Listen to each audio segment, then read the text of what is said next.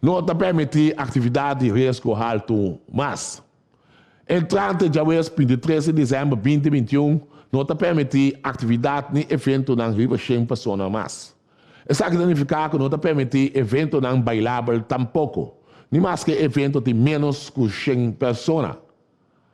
Para pôr fango parte de gasto na si, o governo de Kosovo sustém e controle de SOB para brindar a possibilidade para ajudar a aliviar estando falando lá quase na inversão acaba. Que mas acaba aqui, não obstante o risco está existir, nós estamos tocar esse sentido de convivência e para por meio seguro de SOAB, Hope viagem por ponta de com SOB tem instância no momento aqui, seguro, que está utilizado para fazer tu é análise de tu é bom não entregar seguro no governo, para que tu custa correto e não trazer uma proposição no governo.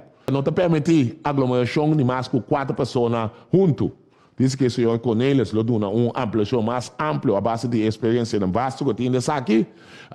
Entrante de 23 de dezembro de 2021, não te permitir aglomeração de mais que 4 pessoas junto, no lugar não público, incluso carretera e também la mão. Isso aqui seguro para evitar que o vírus da seguir plama de nossa comunidade.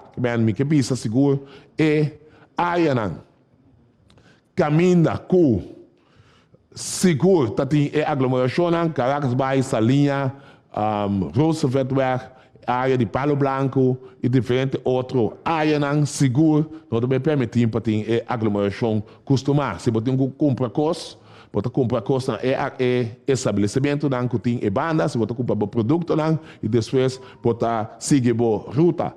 Em conexão com o último desenvolvimento de COVID-19, o governo está aconselhando para não receber mais que 4 pessoas de visita na casa durante o dia da festa.